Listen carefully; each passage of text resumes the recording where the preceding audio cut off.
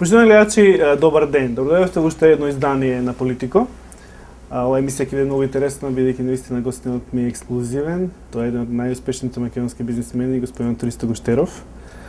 Господин Гуштеров, доброdošli во мојата емисија. Добро ве најдов и поздрав до вашите гледачи и симпатизери на сега веќе многу успешната емисија Политико. Вие ми кажате дека сте фатиле неколку емисии и ви се допаднале, јас знам зашто ви се допаѓа мојата емисија, бидејќи вие живеете во Америка и сте навикнати на ваков тип на емисии. Во Америка има многу квалитетни емисии каде што може така да се влезе во дуел со гостинот, да се дебатира без многу пренамагање, така да кажам. Во Македонија новинарите сакаат да се прават умни, академици, користат некако комплициран јазик, 90% никој ништо не ги разбира. Така да многу ви благодарам што ја гледате емисијата и што ми кажавте убави зборови. И со темите и темпераментот со кој ја водиш емисијата, работите ги погодуваш во нервот и тоа е многу интересно и за гледачите и целата емисија таквиот стил ја прави многу динамична, за да во една напната атмосфера го држите гледачот до крај, додека истата и заврши. Сега со вас многу тешко ќе биде да биде емисијата напната, бидејќи за вас има многу позитивно мислење, па така да ќе се обидам преку некои интересни прашања да чујам ваше мислење за Македонија и македонската економија браце и за целата политичка сцена. Така да ќе се обидеме да биде емисијата интересна. Значи, дали ќе сакате најпрво пред да почнеме со она вистинско интервју, само да го чујам вашето мислење за она идеја за градење на железара во Неготино. Ние овој неколку емисии направивме емисии на таа тема, па би сакал да го чуем вашето мислење, бидејќи вие потекнувате од тој бизнис, од железарите, од металната индустрија. Дали е можно да има еколошка железара, да не загадува? Дали е како прво тоа можно? И што мислите, дали е таа идеја погрешна да се гради баш во Тиквишијата, во Неготинскиот крај, кај што веќе една грешка е направена, таму е фени направено. И исто така Тец Неготино, сега као трета грешка ми доаѓа мене некако, зошто да ги правиме грешка до грешка до грешка?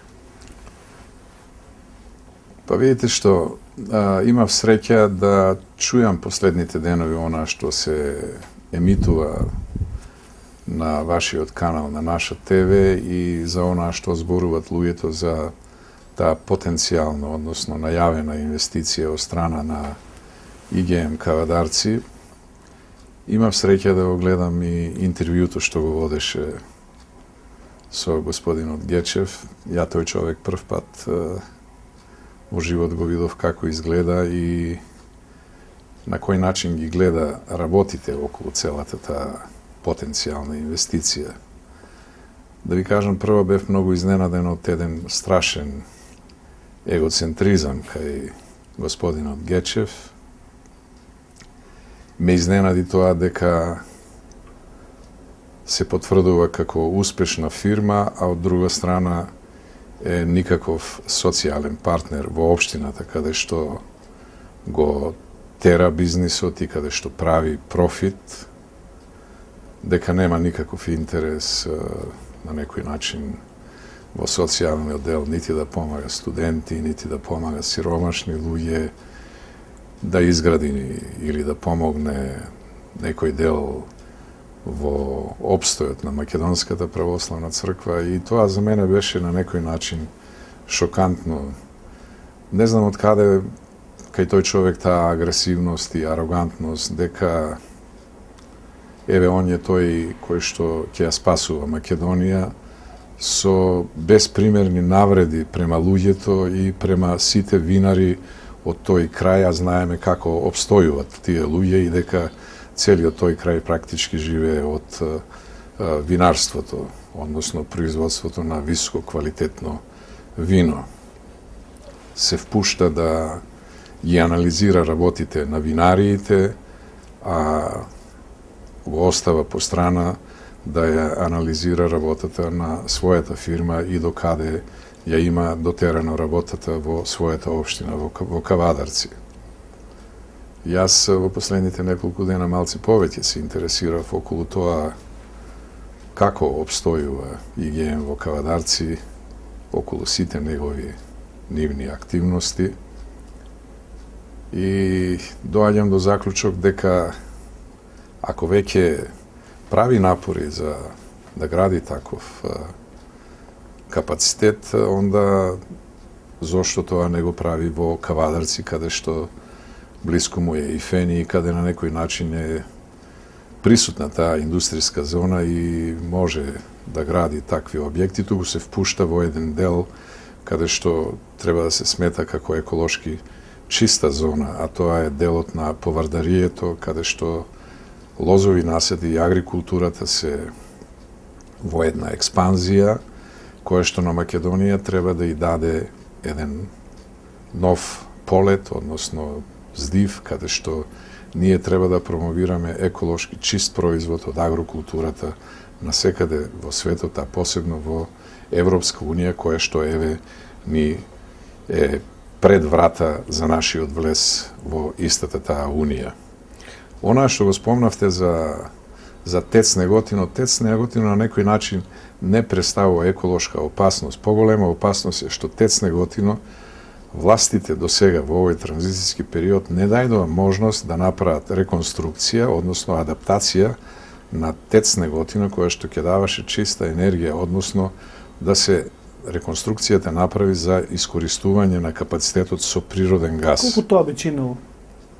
Па видите што ја колку што ми беше познато, ЕВН кога направи договор со претходната влада на господинот Бучковски, во договорот беше прво постигната една фер цена за продажба на тој капацитет, но и беше постигната, беа направени одредени услови во тој договор дека ЕВН треба да инвестира околу 600 милиони еура за адаптација на ТЕЦ Неготино, да, доста скапа инвестиција, односно пренамена од мазутот како гориво за покренување на постројките во ТЕЦ Неготино на природен газ, што требаше да се изгради нормално тој магистрален вод кој што требаше да оди до Гевгилија и да се поврзи со она што е направено досега со до Скопје. Кога тоа би се направило, ТЕЦ Неготино ќе произведува електрична енергија, која што на Македонија е итекако неопходна. Колку еден блок во РЕК може да произведува ТЕЦ Неготино? Ја мислам дека е околу 350 мегавата ТЕЦ Неготино капацитетот, што е во овие услови на сегашната индустријска стапка на раст во Република Македонија доволно да обезбеди електрична енергија, да не бидеме зависни од увоз. Секако ЕВН веројатно имал во своите планови намера да изгради уште еден или уште два дополнителни блока, каде што ќе има доволно дотур на природен газ, за да може да се пуштат во капацитет тие постројки. Што се однесува до тоа дали треба да се гради дали може да биде таков еколошка капацитет. Видите што, денешната технологија го дозволува тоа, меѓутоа во валавничките капацитети, а не во производството на примарниот челик. Вие имате, за да произведете течен челик, треба да направите електропечка со капацитет од 150 или 300 тона, зависи од тоа колку на годишно ниво ќе бара ИГМ, односно господинот Дечев производство. Слушам за некои 500.000 тони производство на течен челик, кој што понатаму би одел во производство на топловалани коилси, ладновалани коилси, пластифицирани коилси, ребрасти лимови и така натаму за потребите на повеќе сегменти во индустријата. Меѓутоа, таа електропечка не може да биде еколошки чиста. Вие го имате примерот со Железара Скопје, каде што Макстил оперира една електропечка и стручнаците може да кажат која е таа емисија на штетни гасови која што оди во атмосферата. Нема таква чиста технологија на денешен ден како што ја потврдува господин Гечев. Он се повикува на некој капацитет кој што е изграден во Кремона, да, таков капацитет постои. Тоа е еден joint venture помеѓу Arvedi, италијанска компанија, Arvedi Technology и Siemens Technology, кој што инсталира капацитет со производство од 2 милиона тона готов производ